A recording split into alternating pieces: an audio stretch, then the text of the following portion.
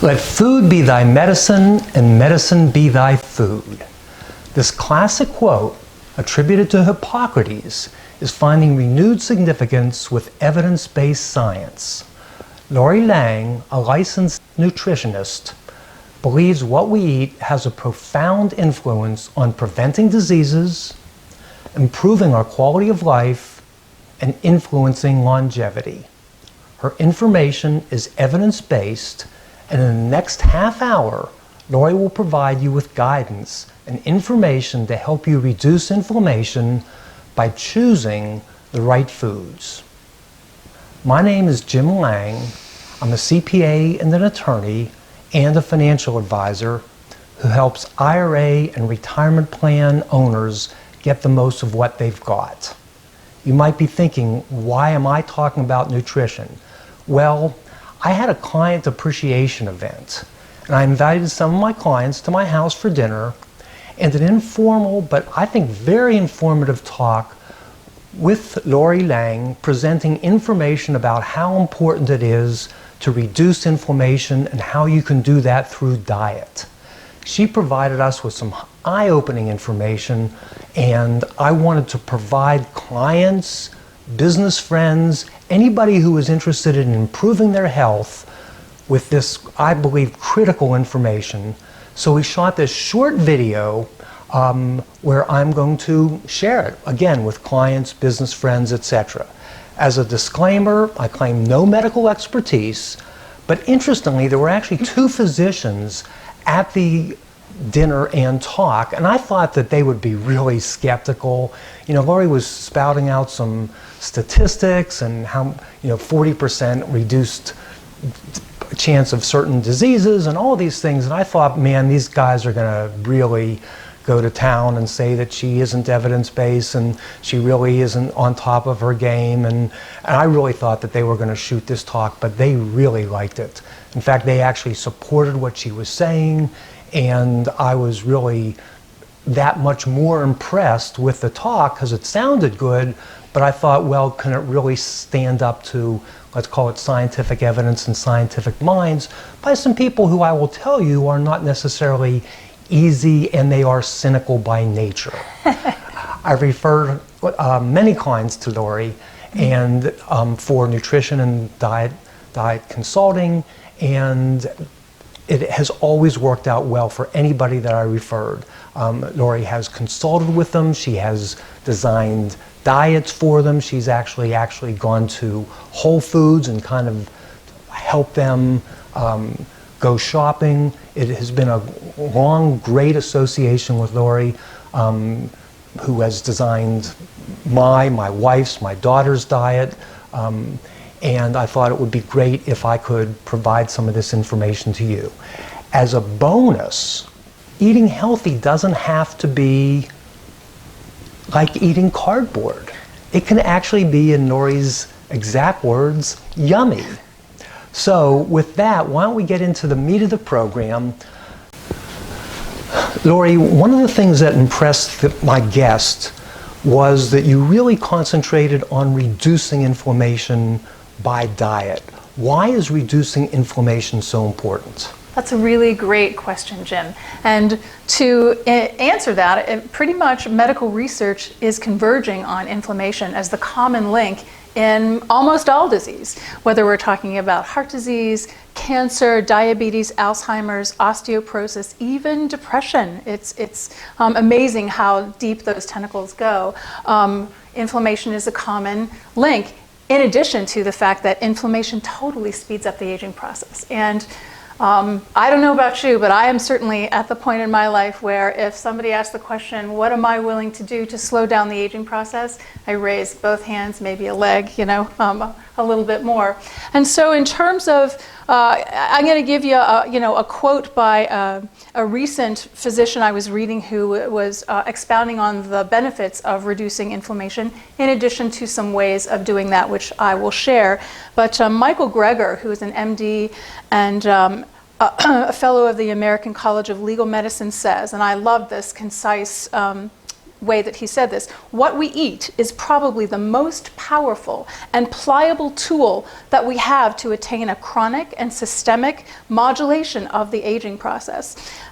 So, you know, in terms of how it makes us feel, reducing inflammation in the body can not only reduce the symptoms of a condition, it can prevent various conditions, and I'll get into some of the, you know, disease prevention in just a moment. No doubt we can look and feel better if we reduce inflammation in the body, increase energy, vitality, increase mental clarity, cognitive function, makes our cells happy. 37 trillion cells, they smile when we reduce inflammation. So I'm just going to give you some ideas and then a general concept that I present to my clients that almost everybody relates to. And that is that I put food into 3 boxes. I may be going in the wrong direction here, but from left to right, there's one box that's a harmful box, food that actually does cause inflammation, can accelerate a disease process, accelerate the aging process, etc. A neutral box, and the neutral box neither hurts nor helps us, so it's sort of in the middle. And then there's that magic food as medicine or therapeutic box that Hippocrates refers to. And depending on where we are in the continuum of health, of life, of aging, you know, we select, because all of this is our choice. The wonderful thing that relates to what this doctor had to say is this is all about things that we have agency over. There are many things that we don't have control over. What we put in our bodies, we do. But so it depends where we are in the condition process, aging process, as to how much we want to put into that therapeutic box. At this stage of my life, based on my knowledge base, what I know, my age, etc., I'm trying to put almost all of that food into the therapeutic box. I work with clients who are dealing with serious conditions, cancer survivorship, cancer prevention, autoimmune conditions, you know, all of those things. And so, you know, you make a conscious choice as to how much you want to put in that therapeutic box. As an example, I have some beautiful food that I actually have prepared so that you can enjoy. One of the most wonderful things about anti-inflammatory food is that the colors of the pigments that make it brightly colored, colors of the rainbow, have antioxidants that help to neutralize free radicals. I'm going to share some definitions of those things with you in just a moment. But this color thing is an amazing treat to the eyes, to the palate, because when you were saying that it doesn't have to taste like cardboard, it can be yummy, it can be like art, it smells good too. You know, people can't smell it out there. But I have 3 meals here that I'm going to just give you a little walkthrough that all have anti-inflammatory components to them, and it's a little more fun to do it this way than to just spout the words. And these are typical meals for me. And in fact, you think I'm kidding, but the way I eat is I walk to the refrigerator. I'm not going to walk because I don't know if the camera can follow me. Right. I open it up, I grab one of these meals, I sit down at the table, often in front of the computer, which probably isn't great. It's another topic. I don't even bother to reheat, and I eat. Let me ask you a quick question. Yep. Let's assume that right now people are doing some mix of therapeutic, neutral, and harmful. All right?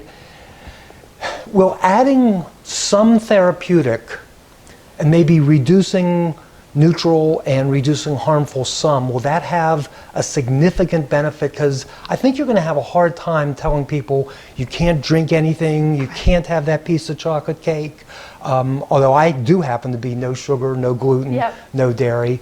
But let's say that we're not necessarily aiming for total, complete therapeutic. Will there still be significant benefits by, let's say, moving the weighting towards therapeutic? Okay, that's That's an awesome question. You're just, yeah, this couldn't possibly be better. So let me, in answer to that, say it's not an all or nothing proposition. Some people who need to really be in that therapeutic box are going to put, all their eggs in that basket, so to speak.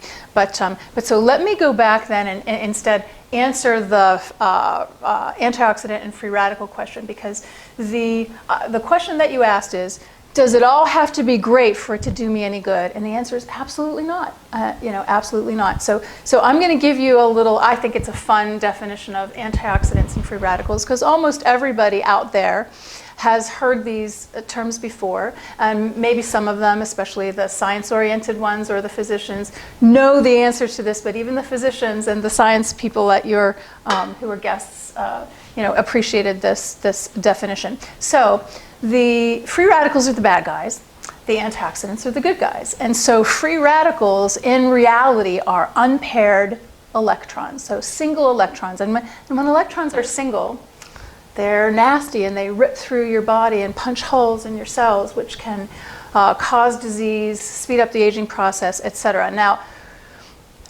bad food has increased free radicals. Something like a puff of smoke, for instance, and I use this example, has a gazillion free radicals. How's that for a technical number?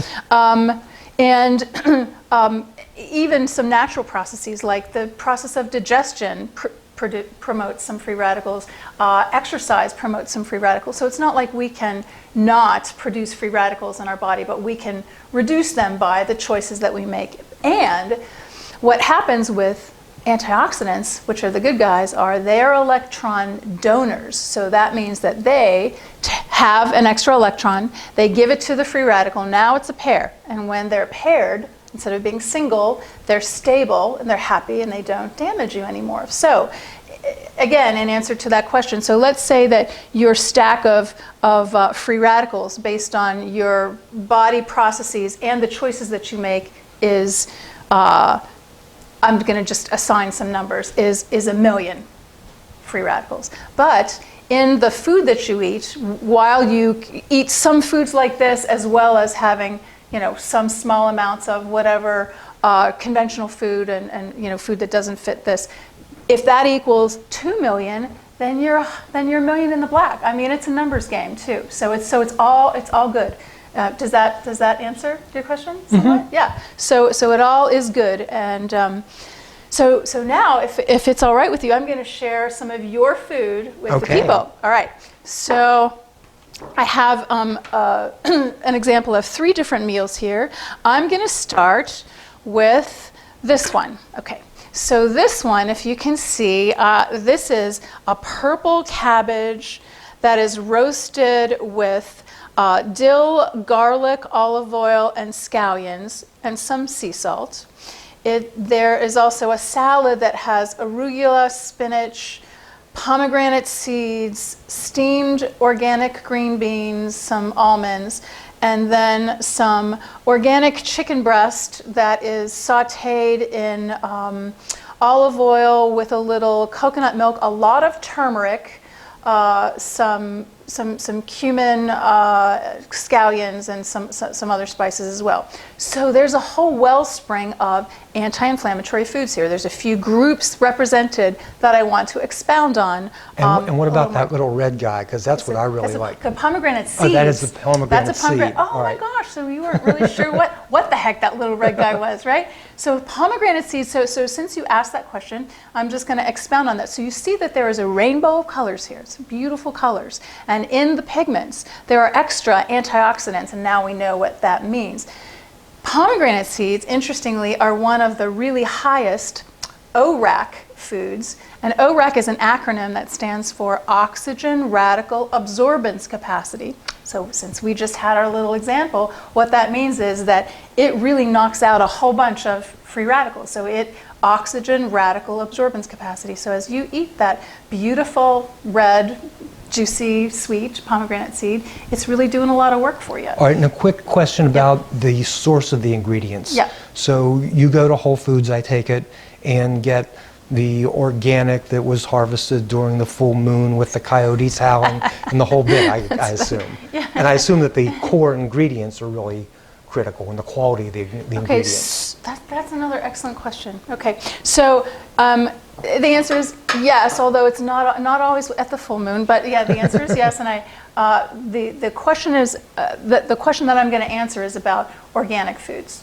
So of course the source is important, but if it's a choice between eating organic produce or not eating produce, you eat the produce because it still has, some magical, helpful therapeutic nutrients. But I'm going to answer the question in two ways about organic foods. So there are some organic foods that are more contaminated. Some organic foods that, some foods in general where the percentage of contamination or damage is higher, that it's important to buy organic, and some that have some protection themselves. And so the Environmental Working Group, which is ewg.org, you can look this up, has a framework that's called the Dirty Dozen and the Clean 15. So the Dirty Dozen are the 12 most contaminated produce items that it's really important, if you have the money, if you have the availability, to buy them organic. If you don't, still eat them, okay? But so those 12, that are the Dirty Dozen, you want to look at them and try to buy those organic. They include spinach, apples, strawberries, most berries, peaches, other greens, celery. So go ahead and look at the list. You can look it up. And then the Clean 15 is the 15 least contaminated produce items, which it's not as important to buy. As important to buy organic. And that's a lead into another. Quick interruption. Sure. All right, so here's the deal, guys. So many of my clients, I'm trying to encourage them to spend more money. I'm trying to tell them to go on family vacations. And they always go, what should I spend the money on? I'm happy. And I'm not saying get a new car, and I'm not saying get a new house, but maybe one thing that you can do is buy organic. And yes, it's more expensive, and yes, it might be something that you don't really get the value of. But let me just put it to you. Let's assume, for discussion's sake, that spending an extra couple $1,000s a year on the source of your food was not really going to be much of a factor in your life, and it might be the difference between you dying with 2.4 million and 2.5 million if you do it for 30 years. Right. Is it even close? Okay, that's such a perfect question. All right. Because now, by the way, I have to tell you, Amazon and I made a deal. No, I'm kidding. That's so funny. Okay, that's such a perfect question, because I just was turned on to an article by a client. Okay, so we talk about this stuff. I mean, I am I'm a believer. You're a believer. But there was this article that was written. Actually, it's in the Journal of the American Medical Association. They published it recently. This was a study that was done in France that they weren't sure what the results were going to be, but they followed, it's a longitudinal study, they followed people for 5 years. And they determined that the people who ate organic had a 25% reduction in cancers, especially lymphoma and breast cancer. They were not even expecting results quite as dramatic and measurable as that in a 5-year period of time. So that was done in France. It's published. I'm sure that if you just Google organic French article, and it'll probably pop up. I think this was in the Wall Street Journal, and it was published in the Journal of the American Medical Association. So yeah, that 25% reduction. Well, let's say that all studies could be influenced or flawed or whatever. Yep. But and I guess I'm now getting away from science a little bit. But is it your gut instinct through the experience that you have? And I understand, if you're making $20,000 or even $50,000, that the extra couple $1,000 is tough. Right. But let's say that you have the means, that a couple $1,000 in the big scheme of things is it even close, or should you really be?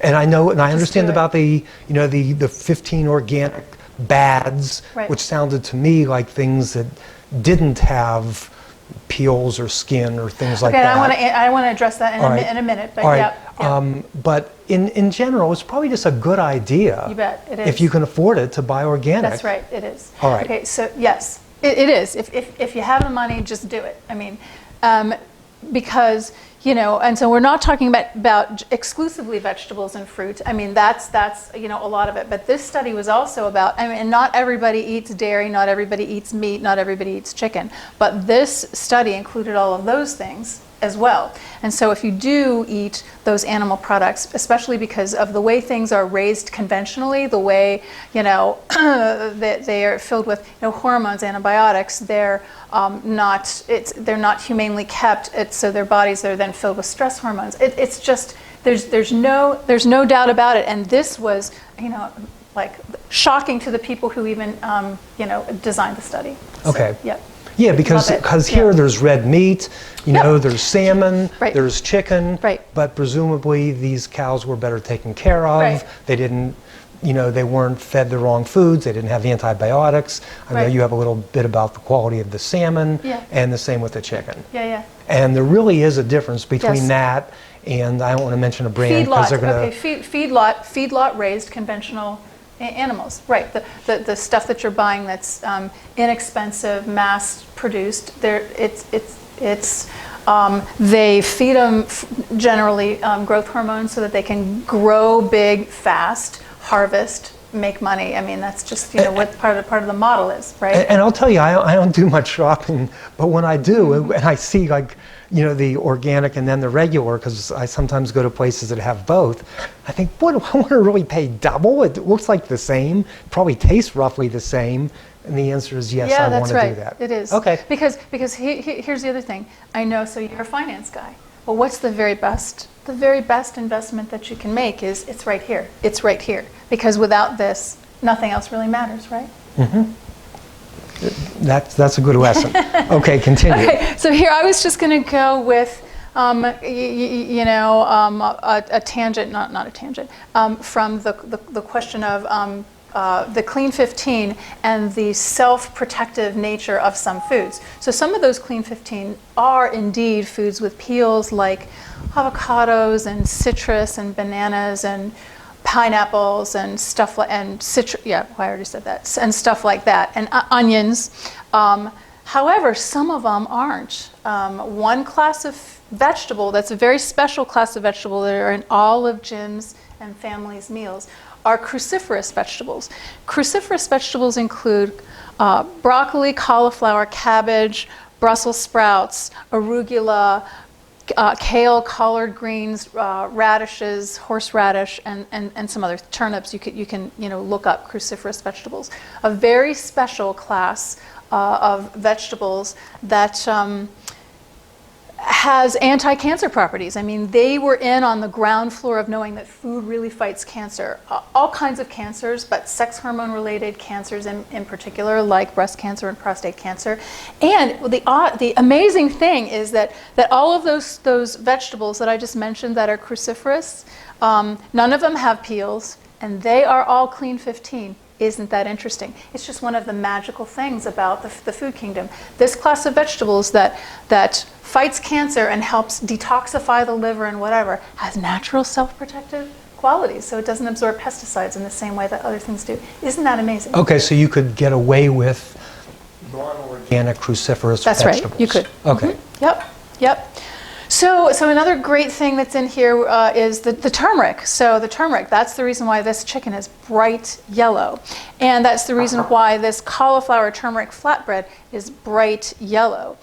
So turmeric is a spice that looks like this. So this is what ground turmeric looks like. Everything I want is just right around. This is what ground turmeric looks like. Turmeric root looks a lot, I don't think we have that right now. Looks a lot like ginger. It's in the ginger family. But so it's a spice that has gotten a lot of recognition lately for being highly anti-inflammatory. Not only that, it's been all kinds of benefits have been touted, such as anti-cancer, anti-Alzheimer's, anti-inflammatory, helps with autoimmune diseases. So, and it's not like the list of foods that are good for all those things are all different. Pretty much they are all under the umbrella of anti-inflammatory foods. And so this is a spice that makes curry yellow. And so when you look at epidemiological information or health information, and you look at the distribution of it, and sometimes it's the distribution of cultures and ethnicities, because maybe they have a staple food like curry that they eat, and so in India it is recognized that they have lower cancer rates, they have lower Alzheimer's rates, because it's a staple food in their diet. I have two questions about turmeric. Yep. Number one, I understand that it is better absorbed if it is taken with black pepper. That's good. All right, so that's the first one. Yep. And the second question is, what is the difference between, let's assume that, and by the way, I've heard about turmeric for years, and I've had actually multiple, not only functional, but even relatively traditional doctors recommend it. And, I actually not only eat it from the food that you prepare, but I actually also take it in pill form. Me too. All right, so let's say that you were only willing to do one. That is, you put it in your food, or you were going to, because it doesn't really taste wonderful. By itself, but we put a lot of other stuff around it to make it taste good. What is the difference in the quality of the nutrition, if you will, between, let's assume, a relatively high-end supplement, with a good company like Thorne or one of the better ones, and getting it through your food? Okay. So this probably applies to a lot of things, because there's probably all kinds of good things in here that you could theoretically also just take a pill. Right, fish oil, selenium, all kinds of stuff that we've discussed. So let me answer that question in an umbrella kind of way, and then maybe a more specific way. So if we look at that question as, so can I isolate nutrients and just take them in a supplement? Or do I really have to eat all those foods? And so, so my answer to that question is, if I had to only pick one, I would pick the food. But we don't only have to pick one. And then the reason why I would pick the food is because the food is a synergistic mixture of things that was made by nature. And the reason why we know that it works is because there is epidemiological information over centuries and sometimes millennia, like olive oil is good for you. Why do we know that? Because it's written about for thousands and thousands of years in cultures, in Mediterranean cultures, and in terms of fish, the omega-3 fatty acids, which is a highly anti-inflammatory nutrient. Do I take fish oil? Absolutely. Do I eat fish? Absolutely. When you look at different cultures, it's really interesting. So a culture that is otherwise not necessarily that healthy, like Eskimos, okay, they're a lot of times they're overweight. They don't eat really a balanced diet because of where they live. It's not like it's beautiful weather and they have beautiful rainbow-colored crops that they're eating a ton of vegetables. Not a lot of cruciferous vegetables. Not a lot of cruciferous vegetables. They eat a lot of whale blubber and fish, and they still have really low heart disease. It's because their omega-3 fatty acid ratios are really high. So my answer to that, and I personally take a handful of supplements as well, but that's surrounding food like this. And so I think we also talked about, for instance, at those dinners we gave away, you gave away, I bought them. You suggested, I paid. That's right, you paid. So we gave away some Brazil nuts and we gave away some turmeric. By the way, less than $50, so compliance, don't worry about it. Okay, so the reason why we gave away the Brazil nuts are the highest dietary source of the antioxidant mineral selenium. And selenium is a cancer fighter, and it also supports the thyroid gland, and it's a trace mineral. And so you only need 200 micrograms or so a day. So you only eat 3 to 5 Brazil nuts, not a lot of them. Now I take a supplement that has 200 micrograms of selenium in it, and I also eat 3 to 5 Brazil nuts a day, and I eat my favorite olives in between. So for instance, if Brazil nuts aren't your favorite, You could, if you like. Do you like olives? Mm-hmm. Yeah, me too. My personal favorites are, and here I should wash my hands before sticking my hands. It's all right. Okay, you don't care. Okay. No, so because I eat food from your hands anyway. You do, although I wash my hands multiple times. Hopefully. Okay, so this is my favorite olive. This is a Castelvetrano olive. So I eat a Brazil nut, Castelvetrano olive, you know. And so the answer is, you know, I would do both. I would just cover all the ground, you know, if I can. And with turmeric, for instance, you know, the addition of black pepper makes it more bioavailable. So when I'm cooking, I always, you know, put black pepper in whatever it is that I cook. And in supplements, black pepper is usually an ingredient as well. But also, it's a fat-soluble nutrient. So if you wait, you just said something important. So if somebody does buy a turmeric supplement, they should look and preferably get something that has black pepper as part of the supplement. It usually does. Black pepper, and sometimes I don't think mine does. Piperine. Oh, okay. Piperine is like for instance, my turmeric supplement is called curcumin. Curcumin is the name of the curcuminoid, of the nutrient in turmeric that gives it the magic. Okay. Magical thinking, magical language. All right, but that is one of the magical supplements. That and D and fish oil. Yeah, absolutely. Okay. Right, and part of the reason why fish oil and fish are so therapeutic, you know, as I mentioned, it's the if you were going to assign a value, and there's a book in particular that was called the Anti-Inflammatory Diet Plan, where they took an algorithm and analyzed food and assigned a value to its anti-inflammatory value. So I'm going to give you an example. So for instance, if the value was minus 500 to plus 500, like a Twinkie would be minus 500, and 5 ounces of good fatty salmon or anchovies, which you also have in your larders, would be plus 500. It's very, very highly anti-inflammatory.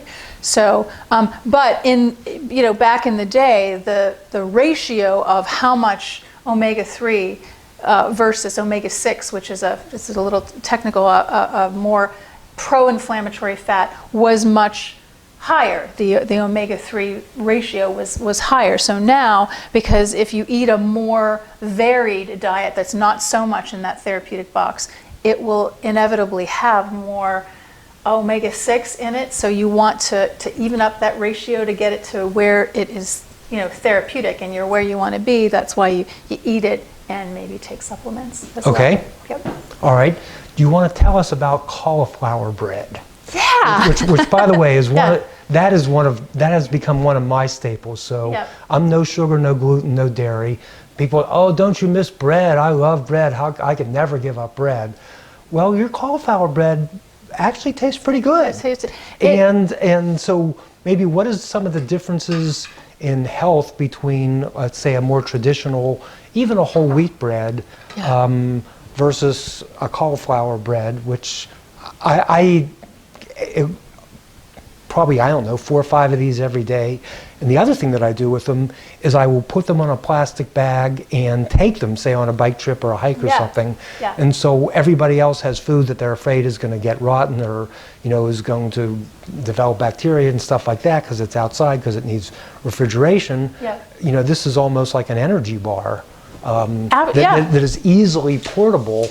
And I also grab it if I have a long drive. So, for example, I'm going to Cleveland, and that's why I ordered 3 of them because I can eat some on the way up. That's right. Okay. Right. All right. Okay. So here's and by the way, we just happen to have the recipe in our December newsletter. Awesome. Right. And so I will say that there's a basic recipe for cauliflower turmeric flatbread on the internet, but so I have a lot of different bells and whistles in it. So I call it my original recipe. So this is a flatbread that has no flour with gluten in it. I mean, so it's not like eating a baguette or a ciabatta or whatever, but a piece of whole wheat bread. And it's an interesting thing because the longer that you stay off of those things, the more the less craving that you have and the more satisfied you are with other things. I mean, that's what I find with whatever you want to abstain from, generally speaking. But so the ingredients in here, so there's riced cauliflower. So so there's a cruciferous vegetable present. Isn't that the new thing now? Or, Rice, like cauliflower flour, if you will. Yeah. Well, so this is still a vegetable. I mean, this is when I say riced, I can also just take a cauliflower and put it in your food processor till it gets into smaller pieces. And I've made cauliflower fried rice where instead of being little white pieces of rice, it's pieces of cauliflower to which I've added sautéed vegetables, eggs. Could this be a potential substitute for some of the things that people use with flour, for example? So instead of having flour, traditional white flour, which is either on the neutral or bad list, I assume, that they could substitute maybe no. Well, so this is an ingredient that's giving this the body. So this would be a substitute for rice. But so in here, instead of flour, there is almond flour and flax meal. So there's ground flaxseed, and when I say almond flour, the only ingredient in almond flour is almonds. The only ingredient in flax meal is flaxseed. So these are nuts and seeds that contain all kinds of healthy nutrients, fiber, etc. So that's the flour component. There's eggs in here, and then the flavor agents, in addition to the turmeric, which makes it so yellow, and the pepper to activate the turmeric, I add purple onion, ground up olives, scallions, fresh herbs. Sometimes it's cilantro, sometimes it's dill, sometimes it's basil. So there's a lot of different flavor agents in here that kind of give it some zip so that it can it can taste good by itself. It can also be, this makes a delicious sandwich. You could put, this isn't regular steak, this is bison steak, which also has which is really good. It's really delicious, yeah. It has a little different nutritional profile, a little higher protein, lower fat, lower saturated fat, and more omega-3 fatty acids. It just has a different fatty acid profile, and they're raised and fed clean and kept clean. But anyway, kept clean. These are clean buffalo, clean bison. But so like a sandwich that is these breads with bison steak and arugula and some pesto, for instance, or some guacamole. Delicious. Okay. Does that sound good? It does. Yeah. So there's just a lot, a lot of positive, yummy things here. So really, we've talked about cruciferous vegetables, some good fatty acids, omega-3 fatty acids, nuts and seeds, antioxidants and free radicals, organic foods. So we've really covered a lot of ground, and also the fact that it's not an all or nothing proposition. That you can whatever your thing is. I'm also gluten and dairy free, but I sometimes eat sugar. I've been in so what I want to, and in sugar, and when I say sugar, I mean more realistically honey, some maple syrup possibly, but I want that to still be in small amounts, and even if there's some, maybe at the outskirts, some potential health benefit, especially as opposed to regular sugar, it still can do things like boost glucose and those sorts of things. So you still want to keep that small and offset that with a lot of therapeutic foods too. Okay, so why don't we give our viewers a few resources. One, you mentioned a book. If there was one book that somebody was going to take a look at, you mentioned an anti-inflammatory book, but I don't think you mentioned the author. Okay, so there are so many books, and so I should have really prepared what is the one best book. By the way, what we could do is maybe you could put a couple of the books. We can have a link at our website, which would be paytaxeslater.com/Lauri, where you could find this video, not immediately, but eventually we will transcribe this, and put this up so people can actually go through it at their leisure with greater detail. We can include that, let's say, additional resources. I can tell you what the name of this book is called. Okay. The Inflammation-Free Diet Plan, and the author's name is Monica Reinagel, who is also, she has nutritiondata.org online, so Monica Reinagel.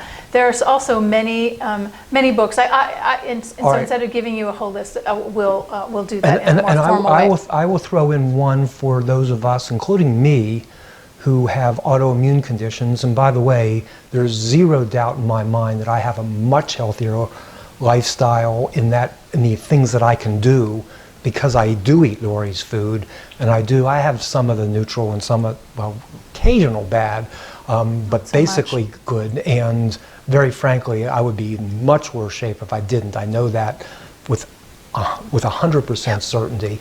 But anyway, one of the books for people with autoimmune problems is a book called The Autoimmune Solution by Amy Myers, which I have found very good. She's pretty strict, a lot stricter than Lauri, but she is very good. There's a whole list of those. That and then there's a list of those also. Maybe we'll... Terry Wall's book. Yeah. So let's say that somebody is interested in, well, hey, you know something? Maybe I'm interested in the next step. So, for example, for many years you were our nutrition/diet consultant, and you came in and you talked with us. And actually, I was surprised at how, let's call it, medically knowledgeable you were. You actually looked at a bunch of our tests. In one case, you actually attended a meeting with our doctor with us. I have a functional medicine doctor who was kind of your buddy, but it was a great gathering of, if you will. Let's say somebody is interested in getting some nutritional consulting from you. What would be the next step that they should take?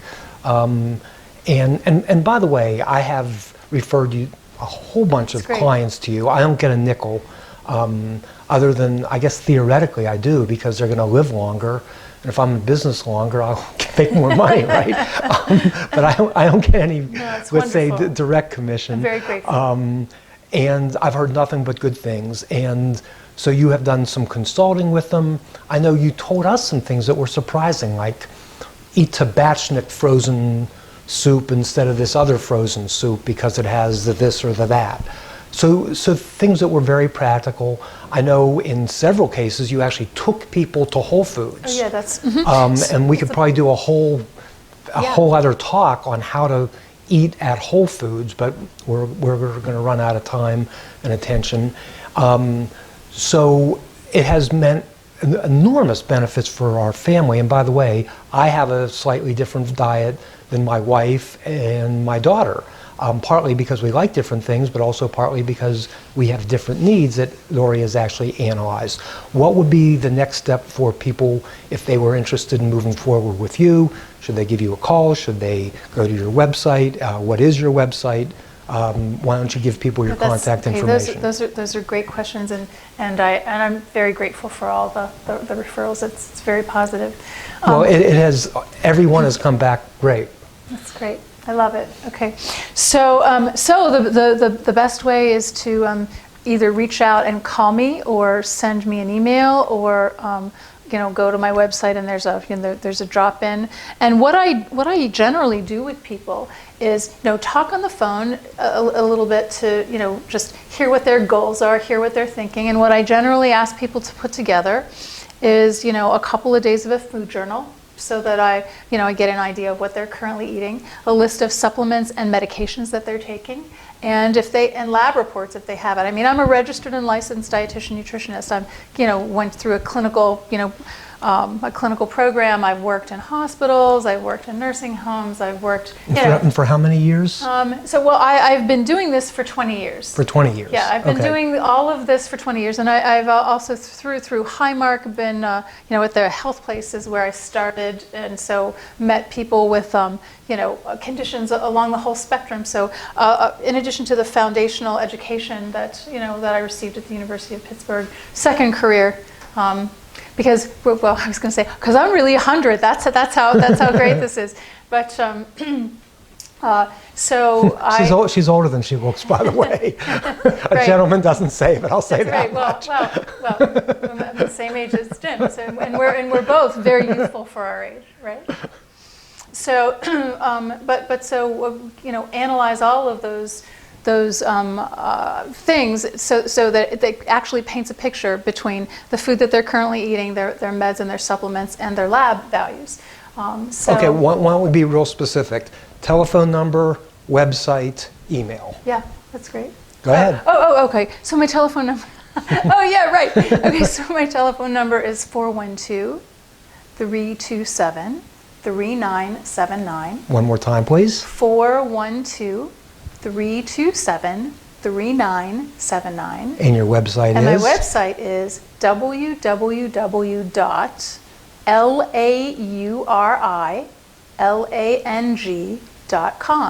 So that's laurilang.com. And my email, so you know how to spell my name. My email is lauri@laurilang.com.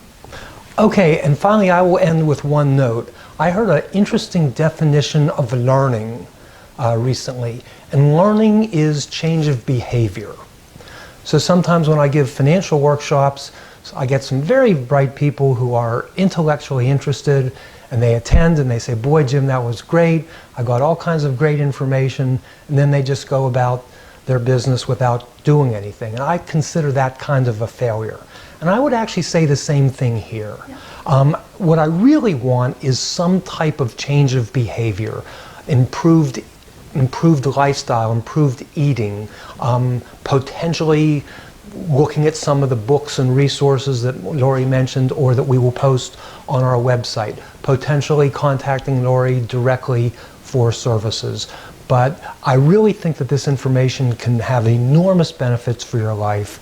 I will thank you for putting a great talk together, and I will also thank, you can't see them, but we have a camera crew here who have actually made this whole thing worthwhile and made it much easier for Lauri and I. So with that, I will thank you, Lauri, thank you, crew, which is Eric and Brian, and that will be it. Change your behavior, take some of this information, and do something.